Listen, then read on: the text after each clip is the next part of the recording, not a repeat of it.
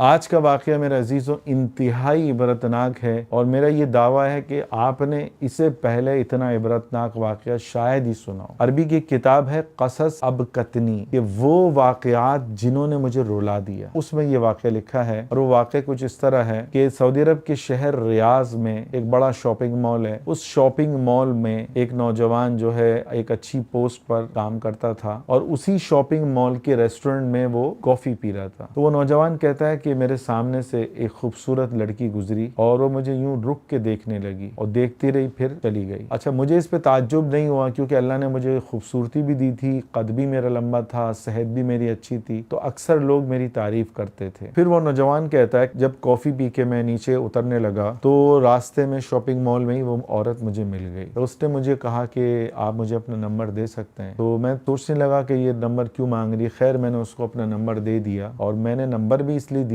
کہ میں نے دیکھا کہ وہ زیوروں سے لدی ہوئی تھی اور اس نے ڈائمنڈ کی انگوٹھیاں پہنی ہوئی تھی، اس کے لباس، اس کی شاپنگ سے لگ رہا تھا کہ بہت زیادہ وہ مالدار ہے۔ تو میں نے اس چکر میں اس کو نمبر دے دیا کہ وہ مالدار بھی تھی اور بہت خوبصورت بھی تھی۔ پھر وہ نوجوان کہنے لگا کہ رات کو میرے پاس 11 بجے کال آئی اس لڑکی کی طرف سے، اس نے اپنا نام نائمہ بتایا اور اپنا تعارف کرایا، میں فوراً پہچان گیا۔ پھر ہمارا حال احوال جب ہوا اور بات چیت ہوئی تو پتہ چلا کہ وہ 31 سال کی تھی، مگر وہ لگتی تھی 22 سے 25 سال کی، اور میں 28 سال کا تھا اور وہ 31 سال کی تھی۔ لمبی ہماری بات چیت ہوتی رہی، پھر کئی دنوں تک ہم اسی طرح بات چیت کرتے رہے، اور یہ گناہ کا سلسلہ جو ہے ہمارا چلتا رہا چلتا رہا چلتا رہا۔ پھر ایک روز نائمہ نے مجھے کہا کہ میں چاہتی ہوں کہ تم شام کو مجھ سے ملو، مجھے تم سے ضروری کام ہے۔ ایک ہوٹل میں ہماری ملاقات ہوئی، اس نے مجھے لفافہ دیا اور کہا کہ میں چاہتی ہوں کہ میں 3 دن کے لیے قاہرہ جا رہی ہوں گھومنے کے لیے، تم بھی میرے ساتھ چلو، یہ تمہارے جہاز کا ٹکٹ ہے اور اس میں 10,000 ریال ہیں، اور اس نے کہا تم آفس میں کچھ بھی کر کے 3 دن کی چھٹی لے لو۔ تو میں تو خوشی سے بے حال ہو گیا کہ مجھے 3 دن اس کے ساتھ رہنے کا موقع ملے گا، تو میں نے کچھ بھی کر کے آفس سے چھٹی لے لی، اور اس نے مجھے کہا قاہرہ میں آپ فلاں کمپنی کے دفتر میں جانا، وہاں یہ کارڈ دکھانا، پھر آپ کو جو ہے مجھ تک پہنچا دیا جائے گا۔ چنانچہ وہ نوجوان کہتا ہے کہ میں دفتر سے چھٹی لے کر قاہرہ پہنچا، اور قاہرہ میں جس مشہور کمپنی کا مجھے بتایا وہاں پر گیا، اور میں نے اس کا وزٹنگ کارڈ دیا، تو پھر وہاں مجھے لے کے جایا گیا اس کمپنی کے آنر کے پاس، اور وہ وہی نائمہ تھی جو اس کمپنی کو چلا رہی تھی اور اس کی آنر تھی۔ تو اس نے پھر بتایا کہ میرے شوہر جو ہے اس سے میری انبن ہوئی، اور جو ہے میں نے اس سے طلاق لے لی، اور میرے اپنے ابا کا بزنس میں اس کو چلا رہی ہوں، اور بہت بہترین انداز میں بزنس چلا رہی ہوں۔ پھر اس نے کہا کہ میں نے بھی یہاں پہ ہوٹل بک کیا ہوا ہے، تو مجھے ایک اور بڑے ہوٹل میں لے گئی اور ہم ساتھ چلے، اور 3 دن میں اس کے ساتھ اسی کے ہوٹل میں رہا اور گناہ کرتا رہا، پالنے والے کو ناراض کرتا رہا۔ اس گناہ کی کیا سزا ملی یہ آپ آگے ضرور سنیں۔ پھر وہ نوجوان کہنے لگا کہ 3 دن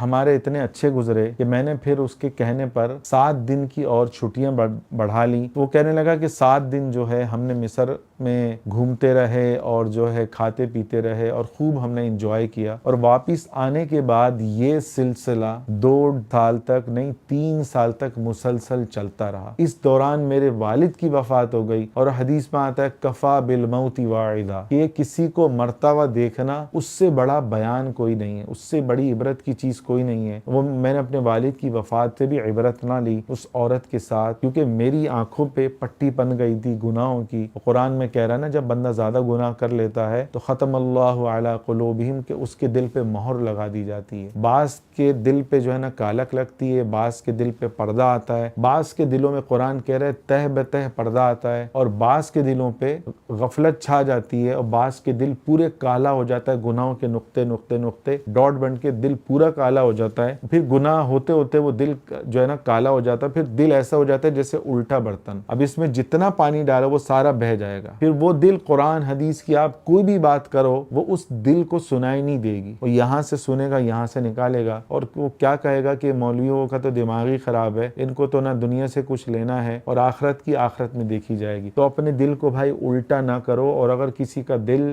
جس تک یہ ویڈیو پہنچی ہے اور وہ توبہ کر لیتا ہے تو سمجھ لیں اس کا دل جو ہے الٹا نہیں ہے، اس کا دل سیدھا ہے، اس نے کوئی نیکی کی ہے کہ اسے اس واقعے سے عبرت مل رہی ہے۔ تو وہ نوجوان کہتا ہے کہ 3 سال ہم گناہ کرتے رہے، والد کی اس سے بھی عبرت نہیں لی۔ اس کے بعد اس 3 سالوں میں ہم نے پورا سعودی عرب، آپ اندازہ لگائیں، سارے خوبصورت مقامات ہم نے دیکھ لیے۔ میرے والد میرے بھائی کو بھی پتا تھا اس معاملے کا, اس نے بہت سختی کری, میں پھر بھی اس گناہ سے باز نہ آیا. پھر وہ ریاض کا رہنے والا نوجوان کہتا ہے آج اللہ معاف فرمائے اسی ریاض میں شراب کے اڈے بھی کھل چکے ہیں اور جوئے کے بھی اڈے کھل چکے ہیں اور کیا کیا گناہ ہو رہا ہے. ہمارے ایک دو دوست ریاض میں رہتے ہیں, وہ بتاتے ہیں کہ مولانا ریاض کا بیچ جو آپ اگر چلے جاؤ نا, آپ دبئی کو بھول جاؤ گے. اندازہ لگائیں شیطان کتنا خبیث ہے, کتنی محنت کر کے جو ہے نا وہ لوگوں کو اللہ سے دور کرنے میں لگا ہوا ہے. تو یہ دیکھو دنیا کی دوڑ لگتی رہے گی. سعودیہ نے کہا کہ بھائی دبئی اتنا آگے بڑھا ہے تو ہم کیوں نہ ترقی کریں, چنانچہ انہوں نے ریاض کو ترقی دے دی, دبئی جیسا اس کو بنا دیا. اچھا وہ نوجوان کہنے لگا کہ پھر اچانک ہی وہ ریاض کا نوجوان کہنے لگا ایک دن میرے بھائی کا ایکسیڈنٹ ہوا, اس کو خون کی شدید ضرورت پڑی, شدید وہ زخمی ہوا, اور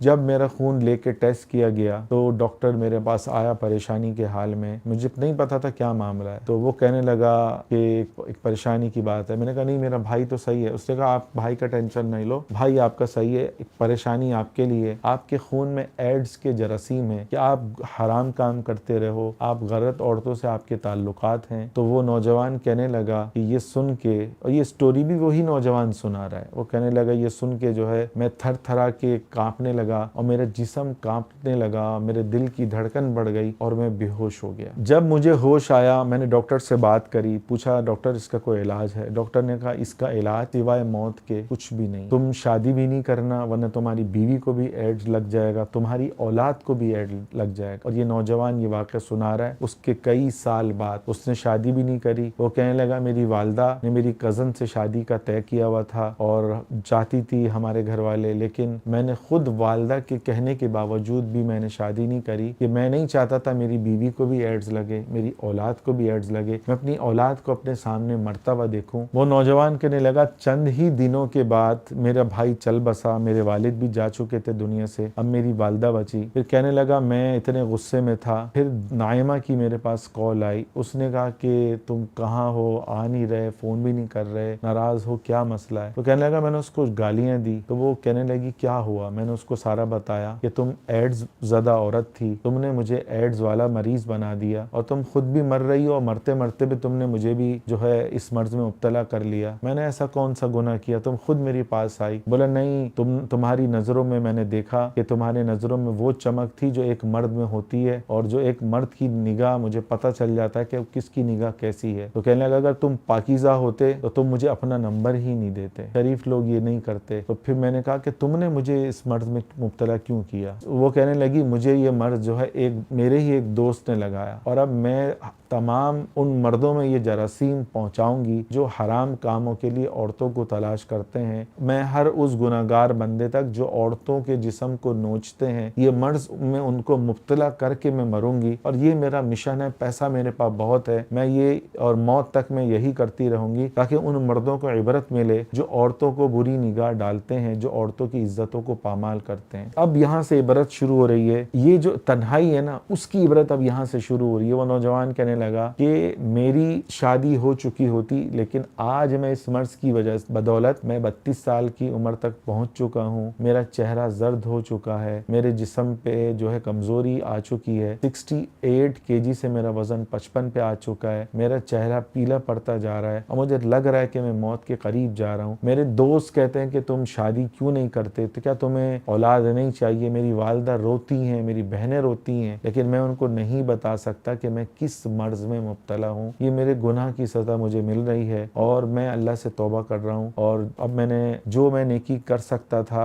اب میں نے وہ نیکی کر رہا ہوں جو پہلے میں نہیں کرتا تھا. اس مرض نے مجھے اللہ کے تو قریب کر دیا, اور میں یہ واقعہ اس لیے سنا رہا ہوں کہ لوگوں کو عبرت ملے کہ بھائی گناہ سے بچو, ایسا نہ ہو کہ تم بھی کسی ایسی عورت کے قریب چلے جاؤ. پھر وہ نوجوان کہنے لگا یہ واقعہ میں اس لیے سنا رہا ہوں تاکہ لوگوں کو عبرت ہو اور لوگ غلط عورتوں سے تعلقات قائم کرنے سے بچیں. جن غلط عورتوں سے آپ تعلقات قائم کرتے ہو پیسے دے کر, آپ کو پتا ہے کہ ان عورتوں نے کتنے ہزاروں مردوں سے تعلقات قائم کیے ہوئے ہیں. اگر اس ایک عورت کو ایڈز ہوا تو وہ ایڈز آپ تک جائے گا. آج میں جو اسٹوری سنا رہا ہوں, جیسا کہ سب لوگ جانتے ہیں کہ 100 سے زائد میں الحمدللہ کتابیں میں لکھ چکا ہوں, اور کچھ کتابیں میں نے تصنیف بھی کی ہیں بچوں کے لیے, قصص الحدیث 6 جلدوں میں, اور گورنمنٹ کی طرف سے مجھے 5 سے 6 صدارتی ایوارڈ بھی ملے ہیں. تو بتانے کا مقصد یہ تھا کہ میری جو ریسرچ ہوگی, جو باتیں ہوں گی, وہ وہ انشاءاللہ آپ کو ہزاروں کتابوں کا خلاصتاً ملیں گے، آپ یہ سمجھ لیں۔ تو کوشش کریں ان بیانات کو سننے کا اہتمام کریں، اور یہ جو میں کتاب سنا رہا ہوں گناہ گاروں اللہ سے ڈرو، اس سے آپ کو سنا رہا ہوں، اس میں ایسے 100 سے یا 150 سے زائد واقعات ہیں۔ بعض اوقات لکھنے سے زیادہ جو ہے زبان میں اثر ہوتا ہے تو اس سے بھی فائدہ ہوتا ہے۔ اس میں گناہ گاروں کے واقعات ہیں، اور ایک یہ میری کتاب ہے، اور یہ مکمل واقعات اس میں ہم نے جو لیے ہیں وہ سب عربی کتابوں سے لیے ہیں میں نے اور میری ٹیم نے۔ اور میری ایک اور کتاب ہے گناہوں کی دلدل سے نکلنے والے، اس میں بھی سارے وہ واقعات ہیں کہ جو بڑے بڑے گناہ گار تھے، پھر وہ گناہوں سے کی دلدل سے نکلے، اللہ نے ان کو توفیق دی۔ اور اس کتاب میں بھی، اور یہ کتاب دیکھیں مکمل 4 کلر پیپر میں چھپی ہوئی ہے، لیکن ہماری بدنصیبی کہ اب زمانہ ایسا آ گیا ہے کہ کتابوں کا زوال آ گیا ہے، اور وہ کتاب بھی آپ دیکھیں مکمل پوری کتاب 4 کلر میں چھپی ہوئی ہے۔ تو یہ ابھی تو کتاب ہم چھاپ بھی نہیں رہے، یہ ابھی میرے پاس اپنی ذاتی لائبریری میں شاید آپ کو کہیں سے مل جائے۔ تو کہنے کا مقصد یہ ہے کہ اگر آپ چاہتے ہیں، بعض اوقات دیکھیں اپنے لکھنے میں وہ اثر نہیں ہوتا، ہمارے کتابوں کی ہسٹری یہ بتانے کا مقصد یہ تھا، دیکھیں کتابوں میں بعض اوقات اتنی تاثیر نہیں ہوتی جتنی بندے کی زبان میں، کیونکہ وہ آپ سے براہ راست جو ہے نا آپ اس کے کانوں میں جا رہی ہے، اس میں جو روحانیت ہوتی ہے وہ اس پیپر میں نہیں ہوتی۔ تو بعض اوقات زبان کی تاثیر سے بھی اور آنکھوں کی توجہ سے اور دل سے بھی اثر پڑتا ہے۔ تو کوشش کریں کہ آپ جو ہے اگر چاہتے ہیں کہ بہترین عبرتناک واقعات آپ کو سننے کو ملیں، اور گناہوں سے بچنے والے، گناہوں کی دلدل سے نکلنے والوں کے بہترین واقعات آپ کو سننے کو ملیں، اور گناہوں سے بچنے کے لیے آپ کی جو ایمان کی بیٹری جو ہے اس کا لیول بڑھ جائے، تاکہ آپ کا اتنا اللہ سے تعلق ہو کہ آپ گناہ سے بچ سکو، تو اس کے لیے کوشش کریں کہ روزانہ ڈیلی میرے یا کسی بھی بڑے اکابر کے بیانات سننے کا اہتمام کریں۔ قطرہ قطرہ آپ کو انشاءاللہ فائدہ ہوگا، اور کوشش کریں ہمارے چینل مولانا ارسلان اختر کو ضرور سبسکرائب کریں۔ اور یہ واقعہ جو ہے اس میں بڑی عبرتیں ہیں، آپ کے سامنے ہیں، کوشش کریں اس کو صدقے جاریہ کی نیت سے زیادہ پھیلائیں۔ اگر آپ نے اس کو جتنا پھیلایا، کوئی ایک بھی توبہ کر لے گا، مکمل اس کی توبہ کا، اس کی نمازوں کا، ساری عبادتوں کا ثواب آپ کے کھاتے میں لکھا جائے گا۔ اللہ ہمیں عمل کرنے کی توفیق عطا فرمائے۔